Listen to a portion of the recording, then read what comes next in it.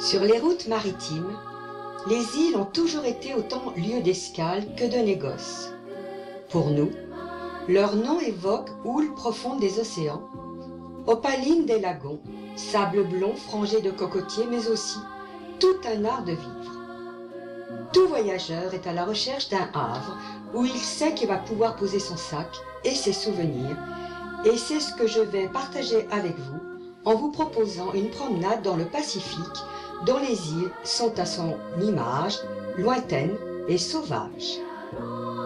Première escale aux Antipodes, 2 îlots perdus dans ce vaste océan, la Nouvelle-Zélande.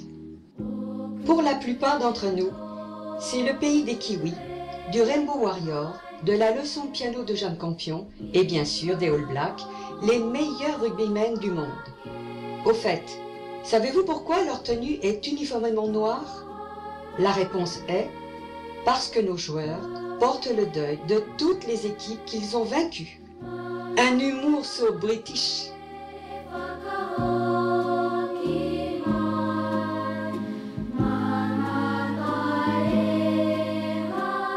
Vestige de l'histoire des Européens et de celle des Maoris venus de Polynésie, les villes respirent la quiétude. On y marche pieds nus, mais les chiens doivent être portés dans les bras ou laissés chez soi. On aime s'y promener dans une atmosphère d'antan. Les maisons de colons, comme les églises, sont en bois et ont la simplicité des cottages anglais.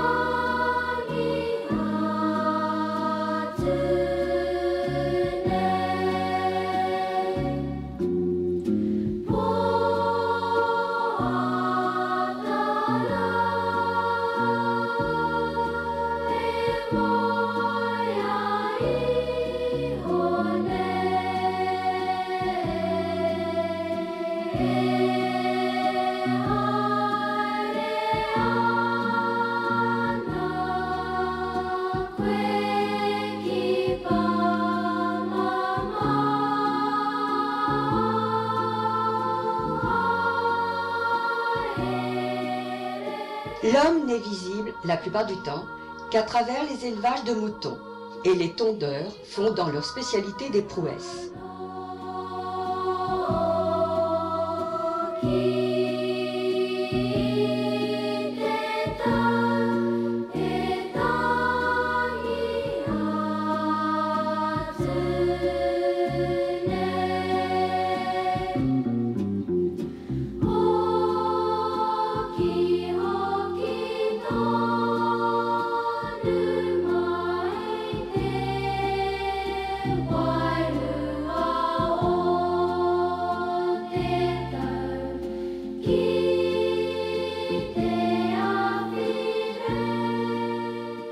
Les Maoris nomment l'archipel le pays du long nuage blanc, en raison de l'activité des volcans.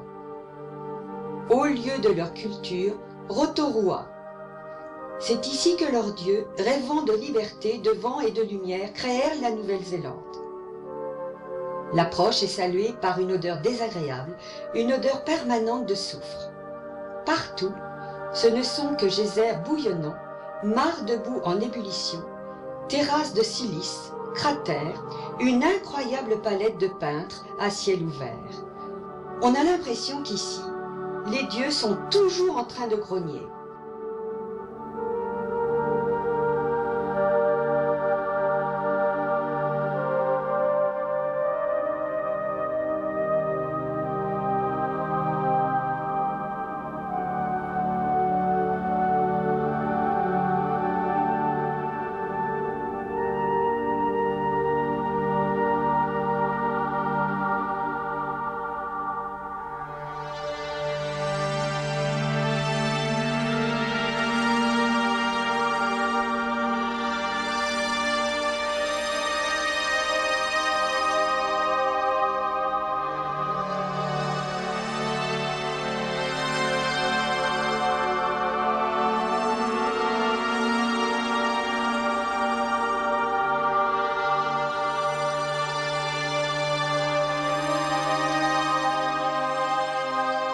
les Maoris arrivèrent en masse au milieu du XIVe siècle, fuyant la guerre ou la famine, et implantèrent leur culture très structurée d'inspiration guerrière. Leur moko, c'est-à-dire leur tatouage, est leur manière d'affirmer leur identité et leur fierté ethnique. Ils sont fiers de leur tradition qui repose essentiellement sur une assise tribale. Étrangement, leurs sculptures sur bois n'ont toujours que 3 doigts. Ils pratiquent la haka, danse masculine et guerrière, langue tirée et yeux exorbités en signe de défi. Cette même gestuelle est d'ailleurs toujours pratiquée par les All Blacks.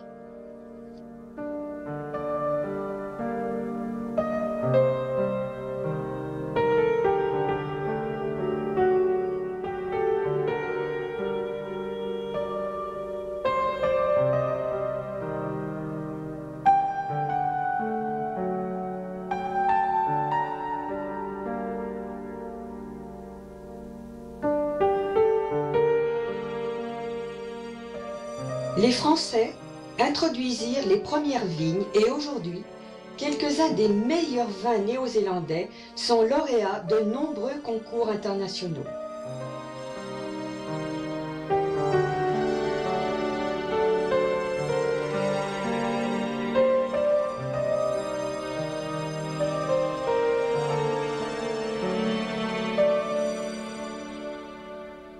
Le long nuage blanc fait partie de ces rares endroits dans le monde où la nature résiste aux ambitions de l'homme.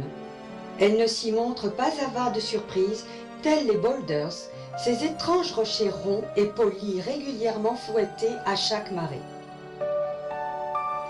Ces côtes émergèrent des eaux de l'océan Pacifique il y a quelques millions d'années. Ces paysages se dessinèrent il y a quelques dizaines de milliers d'années et par endroits se façonnent encore.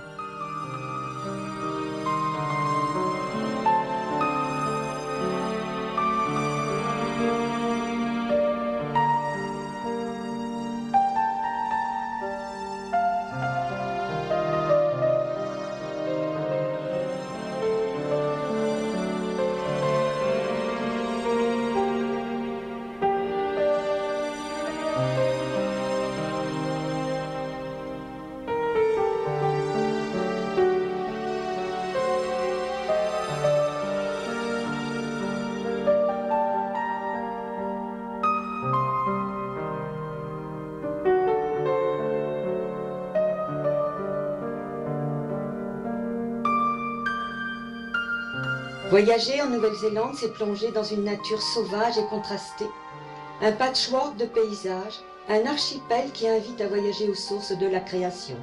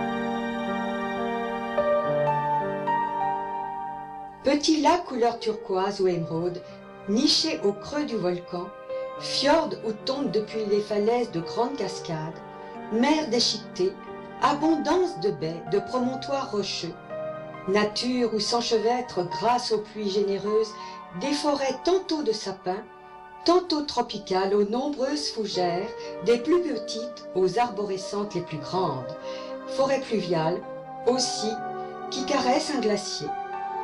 Partout, la Nouvelle-Zélande s'offre comme un immense puzzle d'eau et de verdure, loin de l'agitation des hommes.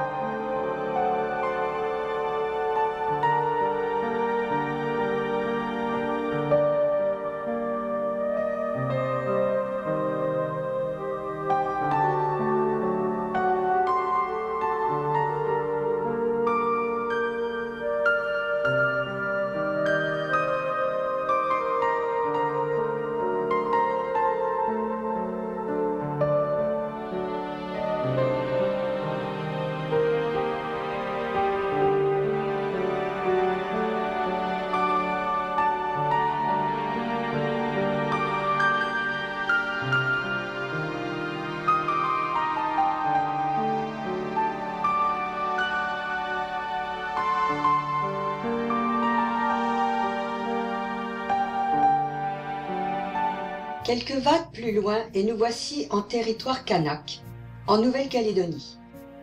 C'est d'abord la Grande Terre, appelée le Caillou, puis un chapelet d'îles dont les plus connues sont les îles Loyauté. On y trouve une étonnante diversité ethnique. Les Kanaks, c'est-à-dire les Mélanésiens, mais aussi les Caldoches, c'est-à-dire les Blancs nés sur place, sans oublier les Oreilles, c'est-à-dire les métropolitains. Un petit coin de France, certes, mais totalement des paysans. Il souffle sur ce caillou quelque chose de mystique. On y vit sous le signe de la magie et des innombrables divinités, sorciers ou sorcières, sans oublier la coutume, un ensemble de rites, de règles et de lois, basés sur la notion de respect mutuel. Encore bien vivante en brousse et dans les îles, la coutume impose un certain nombre de convenances. Ainsi, à l'occasion d'une visite dans une tribu, il est d'usage de faire la coutume, c'est-à-dire d'offrir au chef un petit cadeau en signe de respect. Certains lieux ne peuvent être visités qu'après avoir demandé l'autorisation à son gardien rituel. Les chemins barrés, même symboliquement, ne doivent pas être empruntés. Ils sont propriété d'une tribu et mènent à des lieux sacrés. La coutume délègue aussi au chef de clan toute autorité pour confier à chacun la part de territoire qui lui est nécessaire pour les besoins de sa famille. Cette coutume régit en fait toute la vie communautaire des tribus et reste très vivace.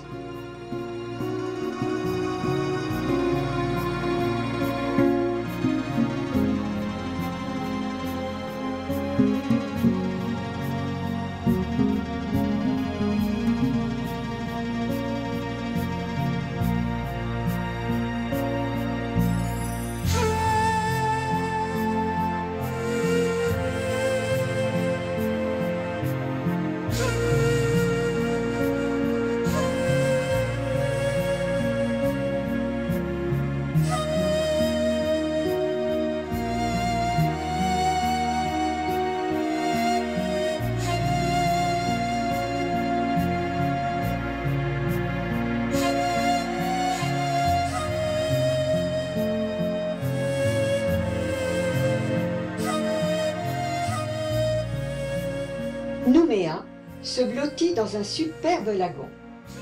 Place des Cocotiers, le kiosque à musique est le témoin d'une époque qui mariait le tragique et le frivole.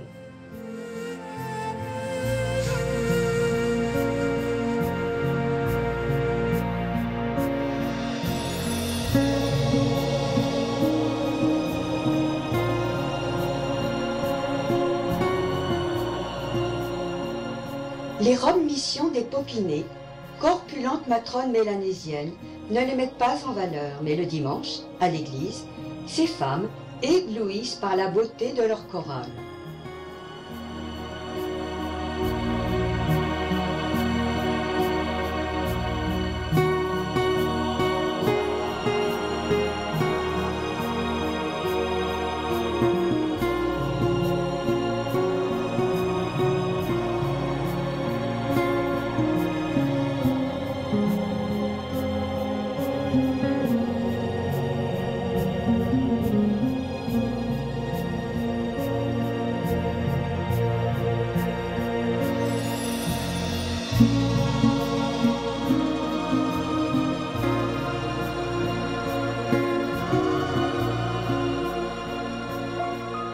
Criques, falaises, forêts, cases mélanésiennes, on se prendrait à rêver la silhouette de Robinson.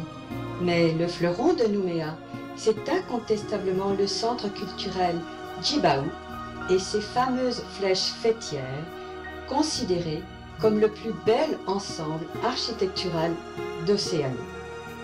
Il est des lieux qui élèvent l'esprit, et celui-ci en est un.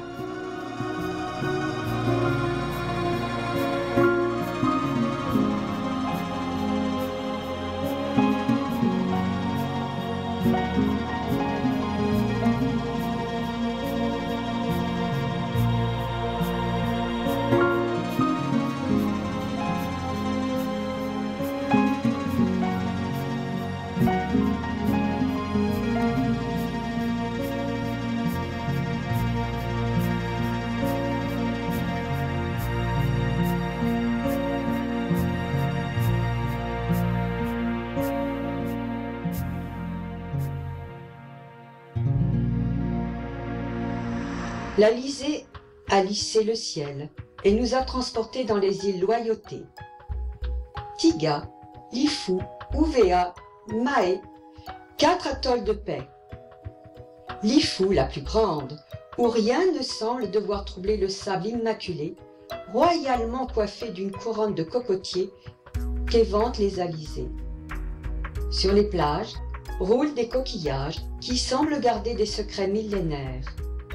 On songe même à en prendre un dans la main pour l'emporter comme un butin.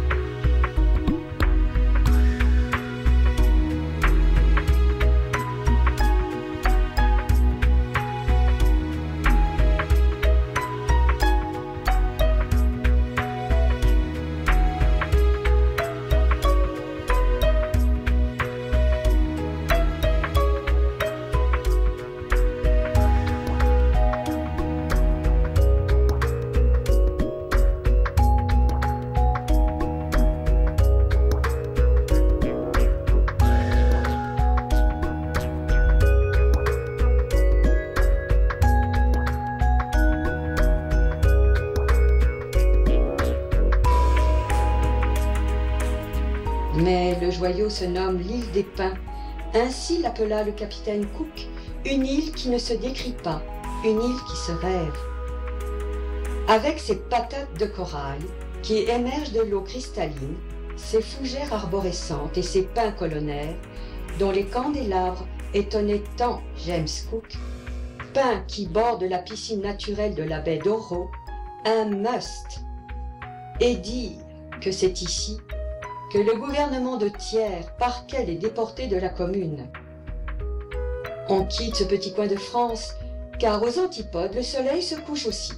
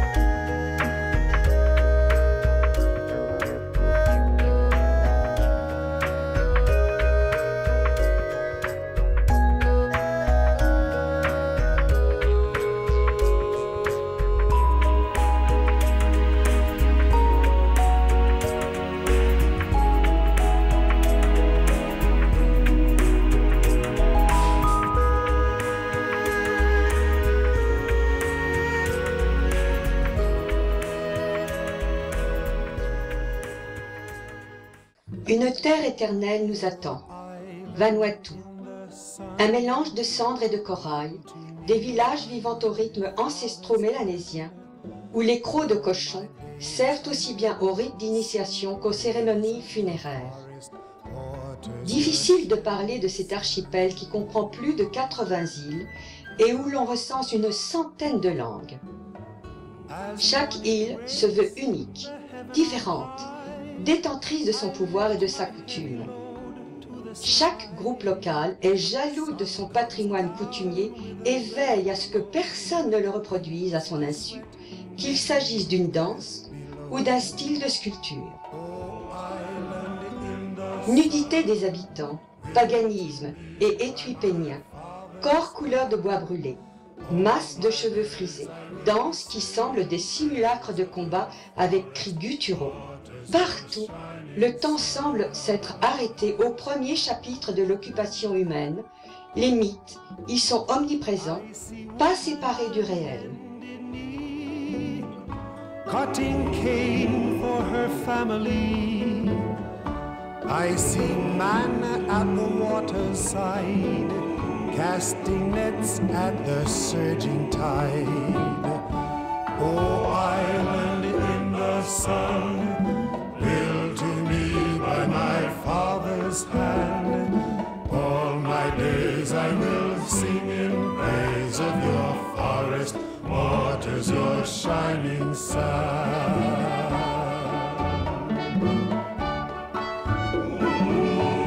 I hope the day will never come when I can't awake to the sound of drum. Never let me miss carnival with calypso songs philosophical. Oh, island in the sun, built to me by my father's hand. C'est d'abord Port Vila, la capitale, sur l'île d'Effaté. Il y règne un mélange de laisser-faire et d'atmosphère anglaise et française qui lui donne un charme très cosmopolite. Une jolie baie, un marché où se côtoient pêle-mêle fleurs, ignames, taro, manioc et nombre de plantes médicinales.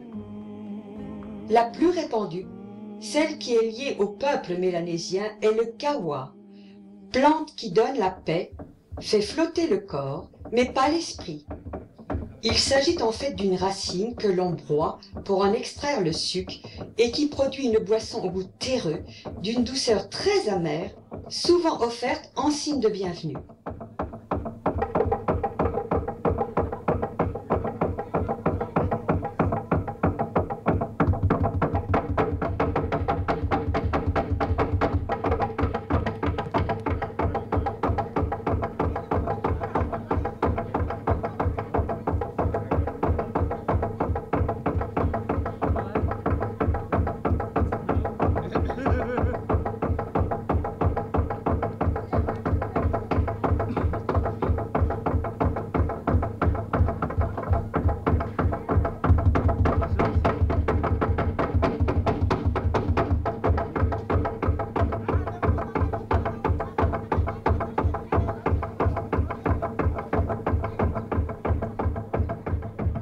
Alors, vite un bol de kawa pour terminer la journée et voici Espiritu Santo, la plus grande île, plus simplement appelée Santo.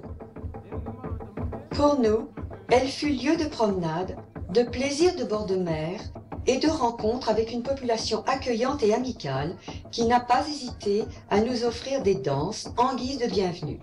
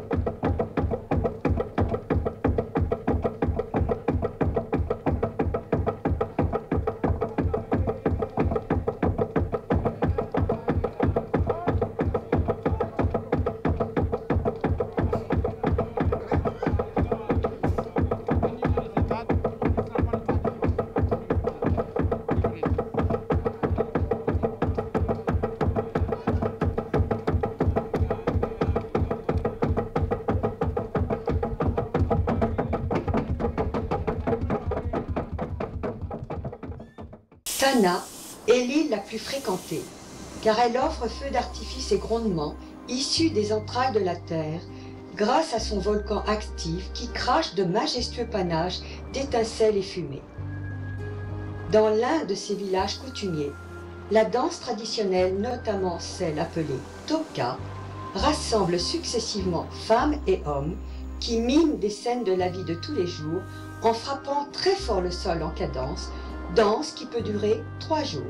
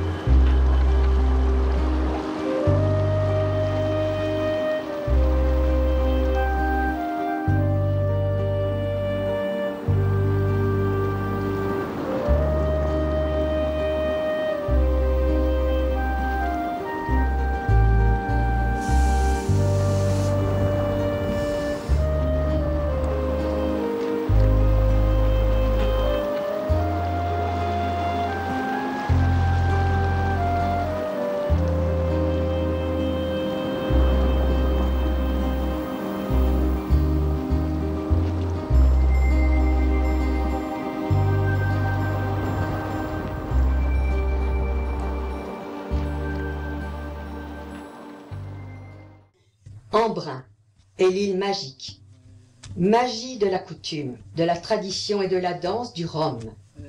Cette danse des masques, uniquement exécutée par des hommes recouverts de feuilles de latanier, est quelque peu effrayante. Embrun est redoutée dans tout l'archipel car elle est l'île des magiciens et des adeptes de la magie noire.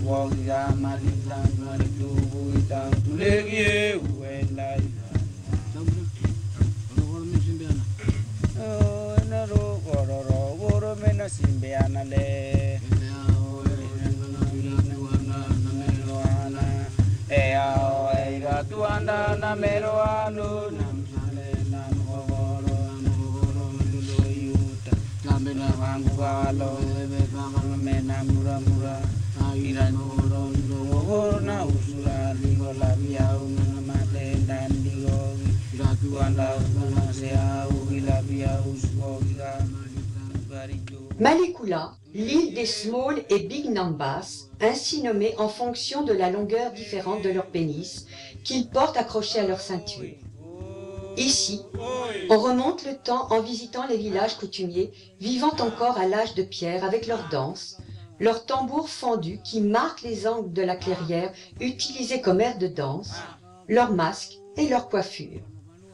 On y fait encore le feu en frottant 2 silex.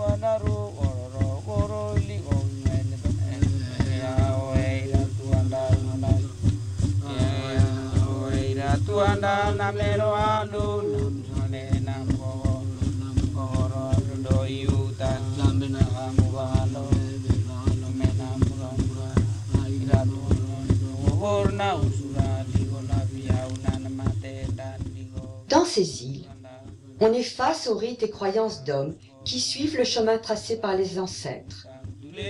Nous y avons vécu un grand moment de paix et de chaleur humaine.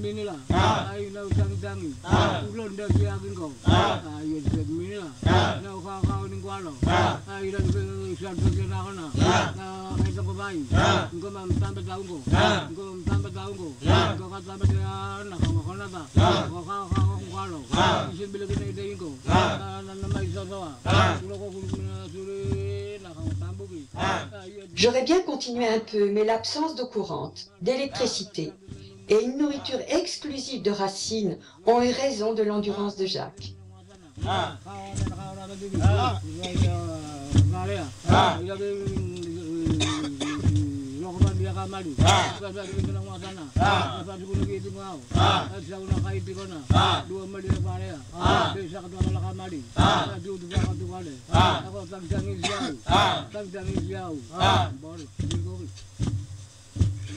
Des cieux plus cléments nous attendent.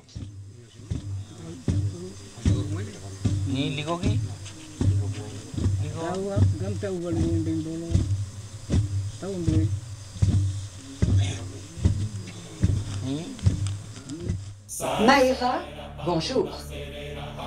On aimerait dans une autre vie renaître ici, avec, tatoué dans nos gènes, ce don pour l'amour, le sens de la fête, cette beauté soyeuse et parfumée qui font des Tahitiens les enfants du paradis.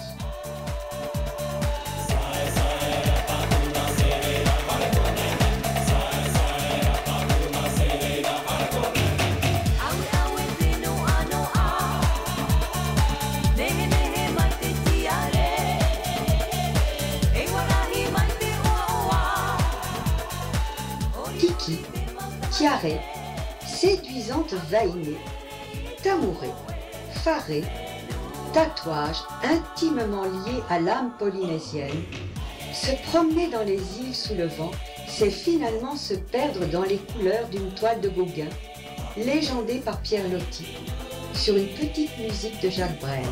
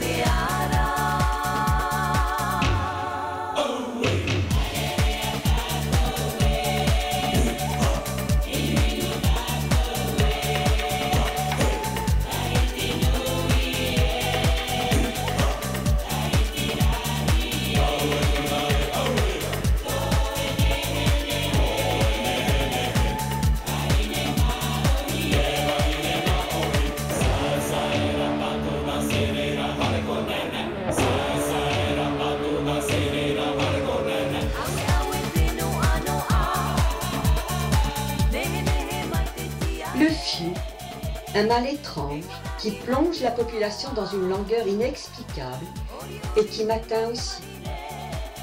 Alors, il vaut mieux que je vous laisse tranquille, bercé par les alizés dans ce petit coin de paradis tombé dans les eaux bleues de l'océan Pacifique. Et je vous dis au revoir.